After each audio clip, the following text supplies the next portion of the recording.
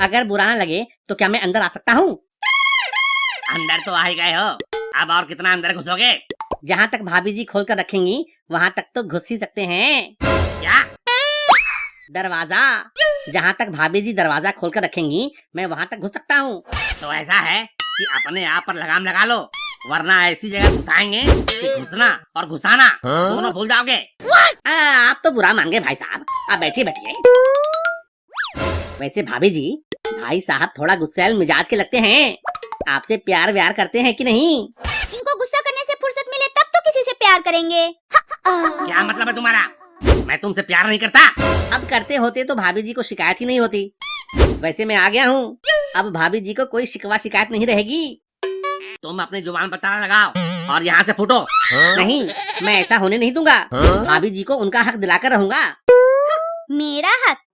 इनसे तो आज तक कुछ मिला नहीं, हक क्या खाक मिलेगा। तुम्हें तो मैं सब कुछ दूंगा, पहले इससे तो निपट लूं। देखो भाई साहब, आपने गलत समझ लिया मुझे। मैं आग लगाता नहीं, आग लग जाने के बाद लोगों के परिवार वालों के काम आता हूँ। मतलब? अरे जब आप मर जाएंगे तो आपके घर वाले आपकी बॉडी को आग तो लगाएंगे ही ना, उसको पिरामिड की मम्मी की तरह तो नहीं रखेंगे ना। क्या? अरे भाई साहब, मरने के बाद जब कोई आदमी अपने परिवार को बेसहारा छोड़ जाता है तब मैं उसके परिवार के काम आता हूँ। मैंने देखा कि भाभी जी अच्छी हैं तो इनकी मदद करने के लिए आ गया। हमें किसी के मदद की जरूरत नहीं है, तुम जाओ यहाँ से। आपको जरूरत नहीं है और कभी होगी भी नहीं, लेकिन मेरी जरूरत तो भाभी जी को पड़ेगी, वो भी आपके जाने के बाद। क्यों भाभी जी? ये कैसी बकवास बातें कर रहे हो? भाई साहब, आपने कभी सोचा है कि कल अगर आपको कुछ हो जाए फिर भाभी जी का क्या होगा? भरी जवानी में इनका सहारा कौन बनेगा? कौन इनकी जड़ी बूटियों का ख्याल रखेगा? अब मुझे क्या होगा? और ये क्या अनाप शनाप बोल रहे हो? भाई साहब, वक्त का क्या भरोसा। आप न्यूज तो देखते ही होंगे कि ट्रक ने बाइक सवार को रौंदा, सड़क पार करते आदमी को कार ने रौंदा। भाई साहब, जिंदगी का कोई भरोसा नहीं। अब मुझे क्या होगा? और ये क्या अनाप शनाप बोल रहे हो? मैं तो आपके बाद भाभी जी को कोई दिक्कत ना हो इसलिए आया हूँ। क्यों भाभी जी, आपने कभी सोचा है कि भाई साहब के बाद आपका क्या होगा? नहीं, मैंने तो कभी सोचा ही नहीं। इसीलिए तो मैं आया हूँ। भाई साहब की लाइफ इंश्योरेंस करा लीजिए, सारी टेंशन ही खत्म। अच्छा, तो ये इंश्योरेंस वाला है? नहीं चाहिए, भागो यहाँ से।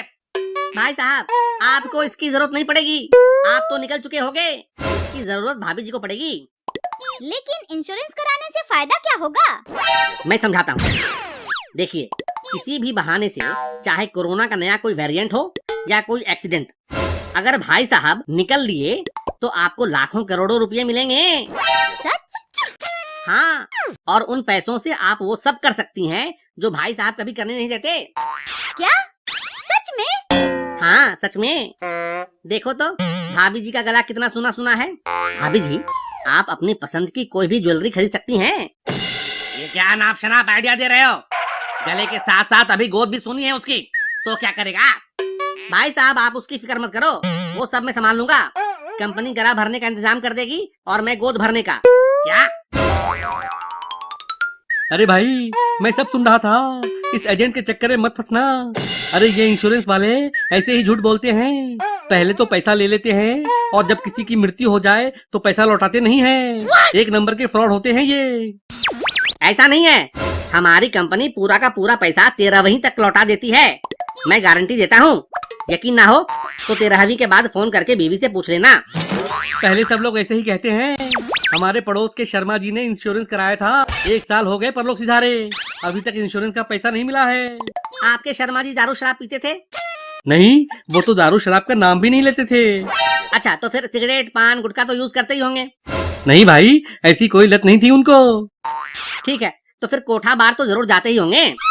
अरे राम राम राम राम, कैसी बातें कर रहे हो? उन्हें ऐसी वैसी कोई लत नहीं थी। अब आप ही कहो भाभी जी, जो आदमी जिंदगी जिया ही नहीं उसके मरने का पैसा कंपनी कैसे देगी? अब मैं कुछ नहीं जानती, आप अपना इंश्योरेंस करा लो अभी और इसी वक्त। देखो, ये हमें ठग रहा है, ये कोई पैसा वैसा नहीं देगा। नहीं, मुझे इस भोले आदमी पर पूरा भरोसा है, ये तुम्हारे मरते ही मुझे पैसे जरूर ला कर देगा। दोगे ना?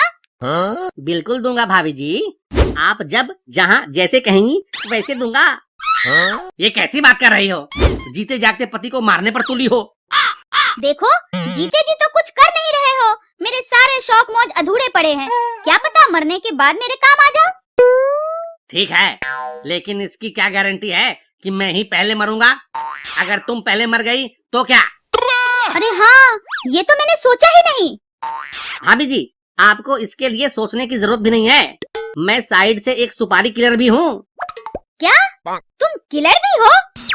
हाँ, ये देखो, मेरे बैग में रस्सी, चाकू, जहर सब कुछ है। आपको जैसे ही पैसे की जरूरत पड़े, आप मुझसे कहना। मैं भाई साहब को टपकाकर कंपनी से आपको सारे पैसे दिला दूंगा। लेकिन चाकू रस्सी से कुछ होगा नहीं, और जहर तो पहले से ही इस आदमी के खून में भरा हुआ है। ठीक है, तो ये है ना, इतनी गोली मारूंगा कि खून में पित्तल भर जाएगा। ये क्या लगा रखा है? तुम एजेंट हो या लुटेरे? ये पिस्तौल लेके घूम रहे हो? ये ज्यादा मचमच नहीं, बहुत देर से सुन रहा हूँ। अब जल्दी से पॉलिसी पर साइन कर, वरना अभी पूरा का पूरा अंदर डाल दूंगा। अब ये तो सरासर गुंडागर्दी है भाई साहब। ऐसे कोई करता है क्या? ओए, बीच में टपके हुए राय बहादुर, चल तू भी पॉलिसी पर साइन कर, जल्दी साइन कर। आए थे फोकट में राय देने। अरे देखिए, आप ऐसे जबरदस्ती कर रहे हैं। तुम लोग आराम से सुनते भी तो नहीं हो। साला, हमें भी अपना टारगेट पूरा करना होता है। फैमिली के लिए, गर्लफ्रेंड के लिए कमाना पड़ता है। अच्छा, तो अपना टारगेट पूरा करने के लिए तुम हमारे परिवार वालों को हमारे मरने के फायदे बताते हो? बकवास बंद करो और चुपचाप पॉलिसी पे साइन करो, वरना अभी ये ठोक दूंगा। अरे कुछ मत कहो भाई को, इसी अपना टारगेट पूरा करना होता है। लाओ पेन, अभी साइन करते हैं। ये हुई ना बात। ये लो, तब तक पिस्तौल पकड़ो, अभी निकाल के देता हूँ। कहाँ गया पेन? यहीं तो रखा था। हाँ, ये रहा, ये लो।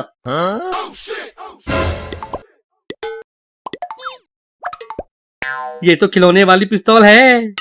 साले, हमको नकली पिस्तौल से डराकर जबरदस्ती अपनी पॉलिसी बेचना चाह रहा था।